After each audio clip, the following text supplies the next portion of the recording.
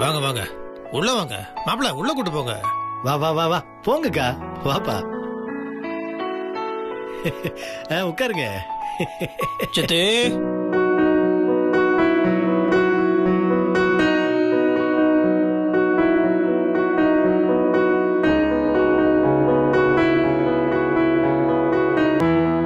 சொல்லு முத்தரசு. சித்தி யார் தெரியுதா? கோகுல். இவங்களோட உண்மையான மகன் கோகுல். அப்படியாப்பா? ஆள் நல்லா வளர்ந்துட்டப்பா. அடையாளமே தெரியல. அப்புறம் என்ன விசேஷம் முத்தரசு? திடீர்னு எல்லாரும் ஒன்னா வந்திருக்காங்க. சித்தி அதான் கார்த்தி சிம்ரனோட கல்யாணம் இல்லையா? இந்த விஷயத்த கோகுல் கிட்ட சதாம் சாரி நம்ம கிருஷ்ணன் கோகுல் கிட்ட சொல்லியிருக்காரு. அதனால நம்ம வீட்டு விசேஷம் ஆச்சு அப்படின்னு கொஞ்சம் முன்னாடி வந்துடலான்னு வந்துட்டாங்க. என்ன முத்தரசு நீ அதே முகூர்த்தத்துல மருதுக்கும் முத்து பேச்சுக்கும் கல்யாணம் வச்சிருக்கோம். அத பத்தி ஒரு வார்த்தை கூட சொல்ல மாட்டேங்கிற.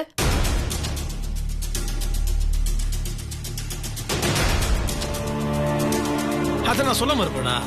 சொல்லிட்டேன் சித்தி, சொல்லிட்டேன்ல. அதானே அதான் சொல்லிட்டு சித்தி. அதனாலதான் இங்க இருந்து வாழ்த்திட்டு போட வந்திருக்காங்க. நீங்க சிம்ரனை நேர்லயே பாத்துக்கலாம். இங்கதான் இருக்கா. இன்னொரு மருமகளை நீங்க பாக்கலையே. மருது போனை கொடு.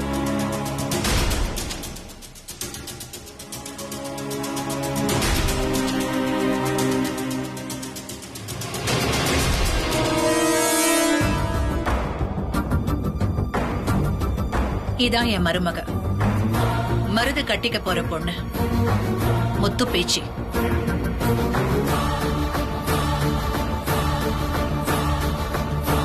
நல்லா இருக்காளா? நல்லா இருக்கு. அப்புறம் அன்னைக்கு நிச்சயதார்த்தத்தன்னைக்கு அப்பா அம்மான்னு சபையில வந்து நின்னீங்க. அதுக்கப்புறம் அது போலேன்னு தெரிஞ்சு போச்சு. இப்ப கோகுலோட வந்திருக்கீங்க. இவனாவது சொந்த பிள்ளையா இல்ல இந்த பையனும் போலியா? இல்லங்க, கோகுல் நான் பெத்த பிள்ளைங்க.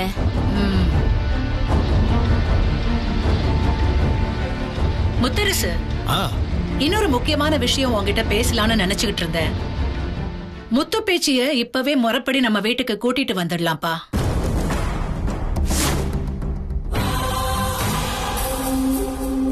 எதுக்கு சித்தி கல்யாணத்துக்கு முன்னாடி நம்ம வீட்டுக்கு? கல்யாணம் முடியற வரைக்கும் இங்கேயே இருக்கட்டும்பா.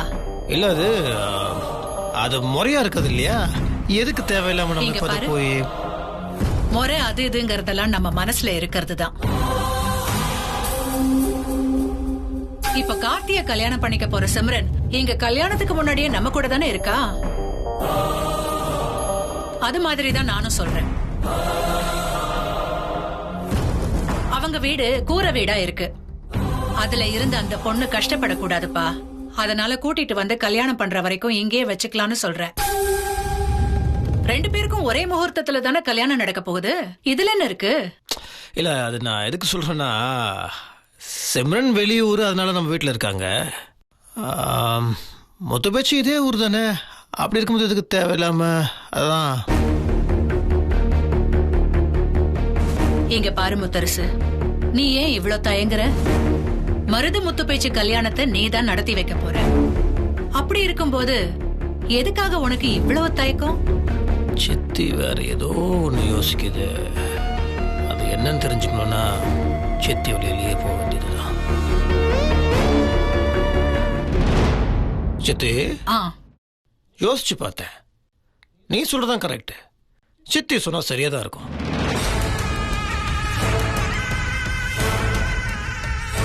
கூப்பிட்டு வந்துடலாம் சித்தி. என்ன ஏமாத்த நினைச்சேல?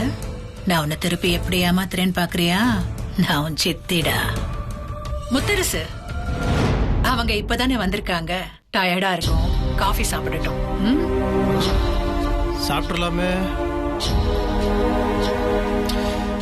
காஃபி. உட்காருங்க.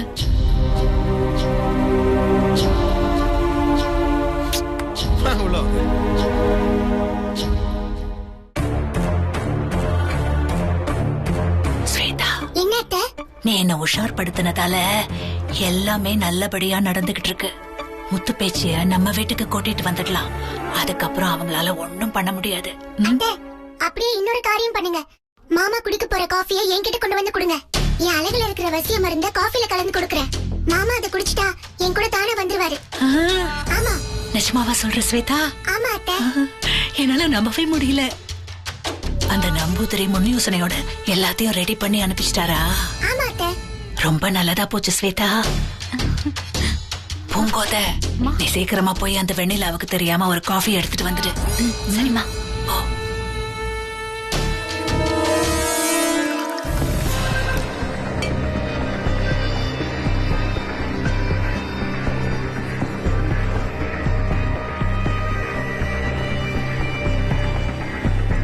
சீக்கிரம் குடு. இந்தாம்மா. நீ போய் எல்லாருக்கும் காஃபி எடுத்துட்டு வந்துடு. அதுக்குள்ள நான் இந்த காஃபில வசிய மருந்து கலந்து கொண்டு வரேன். சரிம்மா. ஓ.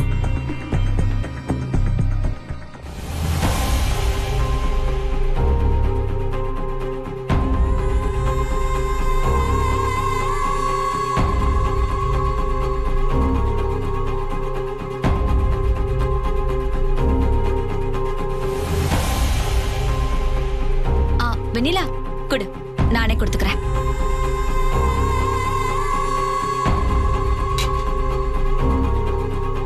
ஏய், இந்தா இத முத்தரச கிட்ட கரெக்டா கொடுத்துடு. சரிம்மா.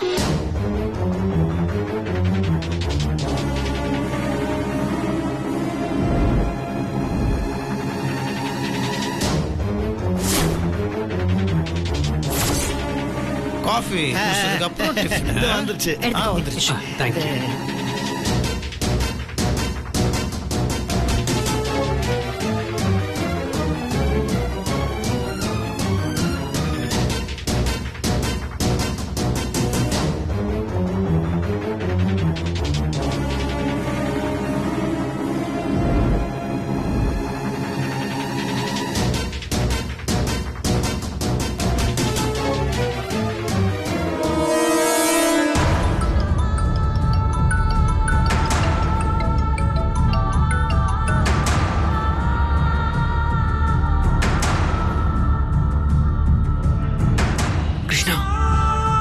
ரெஸ்ட் ரூம் எங்க? ரெஸ்ட் ரூம் மேலதான் இருக்கு, வா.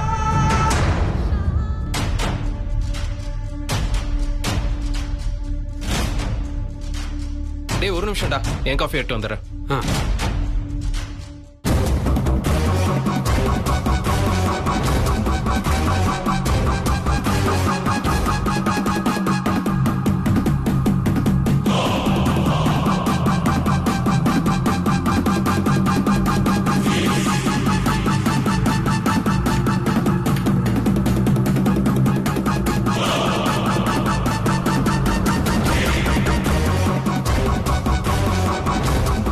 எங்கடா எல்லாம் பிளான் பண்ண மாதிரி போயிட்டு இருக்கு. என்னடாச்சு?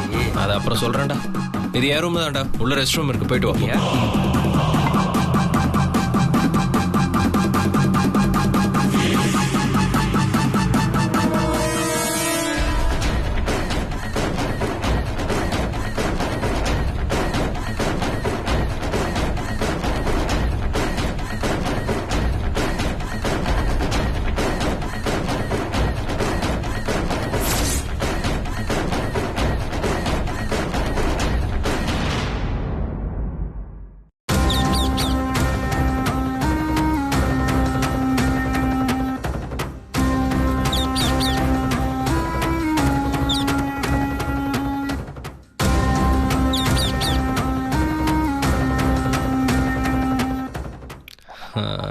ஸ்வேதா. ஐயோ, இவனுக்கு இப்படி விஷயம் தெரிஞ்சது? திடீர்னு என்ன பார்த்து ஸ்வேதாங்கிறான். ஏய் என் பச்சை கிளி, என்ன மாயமோ மந்திரமோ தெரியல, அந்த காஃபி குடிச்ச உடனே ஐ ஃபால் லவ் ஆன் யூ. ஐயோ, உன் மேல ஆசை பொங்கி பொங்கி வருது. உன்னை பார்த்துக்கிட்டே இருக்கணும் போல இருக்கே. அட பாவி, ஒருவேளை காஃபி மாதிரி இவன் கைக்கு போயிடுச்சா? முத்தரச மாமாவுக்கு பதிலா இவன் குடிச்சிட்டு வந்து இப்படி புலம்பிட்டு இருக்கானா? ஏய் பச்சைக்கிளி, எனக்கு உன்னை பார்த்தா ஓடி போனாலே ஸ்வேதா. ஐயோ, அவன் அவங்கமாவே வருது. அதான் உன்னை பார்த்து I love you I love you I love யூன்னு சொல்லிட்டு போலான்னு வந்தேன். ஐயோ, நான் மனுஷியா இருக்கும் போதே இவன் தொல்லை தாங்க முடியாது. கிளியா மாறினாலும் இப்படி விடாம சுத்துறானே கிறுக்கு பையன். இங்க பாரு பச்சைக்கிளி, நீயே ஒரு நியாயத்தை சொல்லு. இந்த ஸ்வேதா இருக்காளே ஸ்வேதா, எனக்கு அவளுக்கு கல்யாணம் பிக்ஸ் ஆனதும் என்னை விட்டு ஓடி போயிட்டான். ஓடி கூட போல பச்சைக்கிளி, அப்படியே பறந்தே போயிட்டான். ஐயோ, கண்டுபிடிச்சிட்டானா இவன்? ஸ்வேதா பறந்து போனதுல இருந்து அவனே அவமாவே இருக்கு பச்சைக்கிளி. அதான் பேக்கெட்லயே தாலி ரெடியா வச்சுக்கிட்டு இருக்கேன். எப்ப அவளை பார்த்தாலும் 10 நிமிஷத்துலயே எடுத்து கட்டிடணும்னு நான் முடிவு பண்ணிட்டேன். அப்பா, தப்பிச்சோம். பச்சைக்கிளி, ஆனா ஒண்ணு, எப்ப நான் உன்னை பார்த்தப்ப என் கண்ணுக்கு நீ ஸ்வேதாவா தெரிஞ்சியோ அந்த நிமிஷத்துலயே உன் கழுத்துல தாலியை கட்டி உன்னை என் பொண்டாட்டி ஆக்கலான்னு முடிவு பண்ணிட்டேன். ஏன்னா இனிமேந்து அவ வர மாட்டான், ஸ்வேதா வரவே மாட்டான். நீ எவ்வளவு அன்பான பச்சைக்கிளியா இருக்க.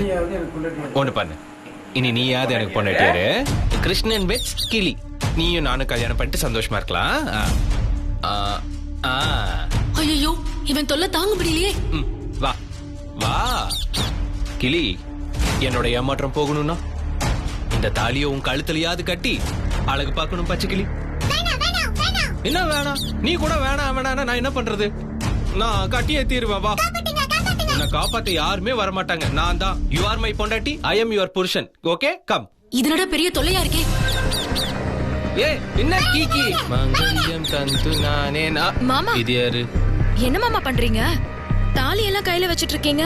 ஸ்வேதாக்கு தாலி கட்ட போற வெண்ணிலா. என்ன மாமா நீங்க கிளிய பார்த்துட்டு ஸ்வேதாக்காக்கு தாலி கட்ட போறேன்னு சொல்றீங்க? அப்படியா? அங்க ஸ்வேதா இல்லையா? ஐயோ, என்ன மாமா நீங்க? ஸ்வேதாக்கா வீட்டை விட்டு ஓடினாலும் ஓடினாங்க, ஸ்வேதாக்கா ஞாபகமாவே இருக்கீங்க போல. அதெல்லாம் ஒண்ணு இல்ல வெண்ணிலா.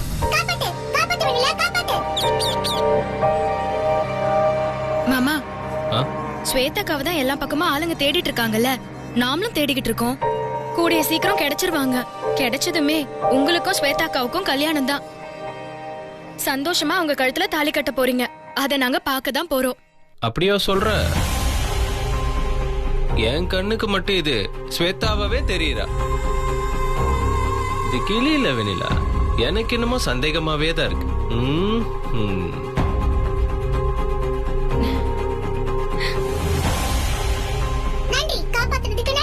ஏன் நான் என்ன காப்பாத்தினேன்? தாலி கட்டுறதுல இருந்து. ஏன் கிருஷ்ண மாமா தாலி கட்டினா என்ன? அவரு ரொம்ப நல்லவர் தெரியுமா? எனக்கு ஒரு மச்சான் இருக்காரு, ஒரு மச்சான் இருக்காரு. அப்படியா?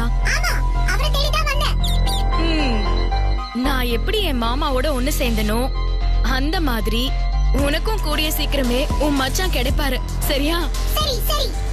இங்க பாரு, அப்படி கிடைக்கலனா கூடிய சீக்கிரமே அவரை தேடி கண்டுபிடிச்சு நான் உன்னை சேர்த்து வைக்கிறேன். எழுந்த பழம் பறிச்சு தரேன். எனக்கு இழந்த பழம் பிடிக்கும்னு உனக்கு எப்படி தெரியும்? தெரியும் தெரியும். நான் உன்னை திறந்து விட்டுட்டு இழந்த பழம் பறிச்சுட்டு வரேன்னு சொல்லி நீ உன் மச்சானை தேடி ஓடி போயிட்டனா நான் என்ன பண்றது? போக மாட்டேன்.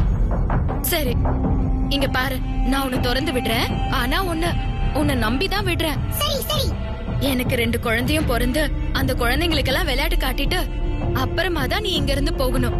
சரியா? சரி சரி. உனக்கு குழந்தை பொறுக்கிறத பார்த்து நான் ரசிக்கணுமா? உன் கதையை நான் மொத்தமா முடிக்கிறேன்டி. நீ உயிரோட இருக்கிற வரைக்கும் என் முத்தரசு மாமா எனக்கு கிடைக்க மாட்டாரு.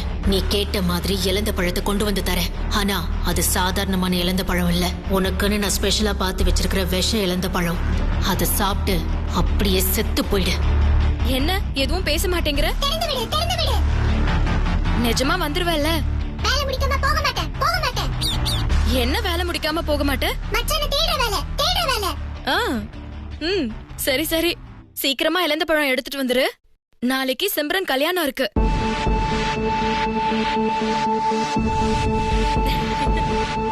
சிம்ரன் கல்யாணம் நடக்கவே நடக்காது. இப்போதைக்கு முதல்ல உன் கதையை முடிக்கிறேன், அதுக்கப்புறமா சிம்ரன் கதையை முடிக்கிறேன். என்ன கதிக்கு ஆளாக்குனா அவளை விட மாட்டேன், பழிக்கு பழி வாங்குவேன். டாடா, போயிட்டு வா.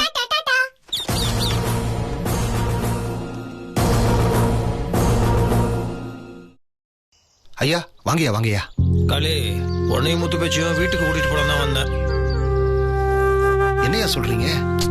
அது ஒண்ணும் இல்ல சித்தி, முத்து பட்ச திடீர்னு வீட்டுக்கு கூட்டுவான்னு சொல்லிடுச்சு. அது நம்ம பேசின விஷயம்னா அதுக்கு தெரிஞ்சு சொல்லுதா தெரியாம சொல்லுதான்னு தான் எனக்கு புரியல. சரி பார்த்துப்போம், அது போக்கலே போவோம். சரியா, வீட்டுக்கு போவோம் வாங்க. ஐயா ஒருவேளை மருது தம்பி கையால உடனே தாலி கட்டணும்னு நினைக்கிறாங்களோ என்னவோ.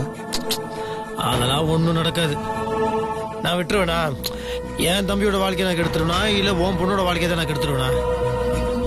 கலை நல்லா இருக்கணும். அவ குணமாயிடுவா, கூடிய சீக்கிரமா நடமாட ஆரம்பிச்சிருவா. அது தெரியாம இந்த மருது பையன் தையா தக்கன்னு குதிச்சுட்டு இருக்கிறான். சித்தியும் அவனுக்கு ஒத்து வருது. என்ன பண்றது, அதை பார்த்துக்கலாம். சரி வாங்க நம்ம கிளம்புவோம். அதுக்கு இல்லைங்க ஐயா, அது அப்பா என்னப்பா நீங்க ஐயா இவ்ளோ சொல்லியும் அதுக்கப்புறமா பயந்துட்டே இருந்தா என்ன அர்த்தம்? நம்ம தைரியமா போகலாம்ப்பா, ஒன்னும் ஆகாது. கடவுள் மேல பாரத்தை போட்டு நம்ம கிளம்பலாம்ப்பா. சரிம்மா சரிம்மா, நீ போய் ரெடி ஆகு. ம். காளி, எதை பத்தி யோசிக்காத. நான் சொல்லிட்டேன்ல, உன் பொண்ணு கழுத்துல கோகுல் தான் தாலியை கட்டுவான். சித்தி ஒரு கணக்கு போடலாம், மருது ஒரு கணக்கு போடலாம், ஏன் நான் கூட ஒரு கணக்கு போடலாம். ஆனா மேல ஒருத்தர் இருக்கான் பாத்தியா, அவன் போடுற கணக்கு தான் சரியா இருக்கும்.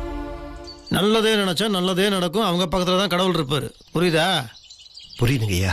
ஆ தேவை. வாங்க கந்தசாமிண்ணே, என்ன விஷயம்? ஒரு சின்ன தப்பு நடந்து போச்சுங்கய்யா. என்னாச்சு? என்னோட ஆடுங்க நம்ம தோட்டத்துல மேய வந்துச்சுங்கய்யா. சரி விடுங்க, ஆடுங்க தானே, மேய்ஞ்சிட்டு போட்டோம். அதுல ஒரு சின்ன பிரச்சனை ஆகி போயிடுச்சுங்கய்யா. அங்க விச இழந்த மரம் இருந்திருக்கும் போல இருக்குங்கய்யா. அதை சாப்பிட்டு என்னோட 4 ஆடு செத்து போச்சுங்கய்யா.